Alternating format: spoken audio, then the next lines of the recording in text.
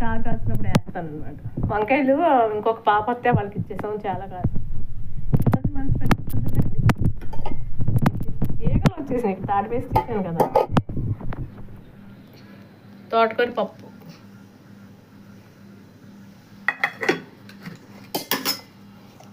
ఇది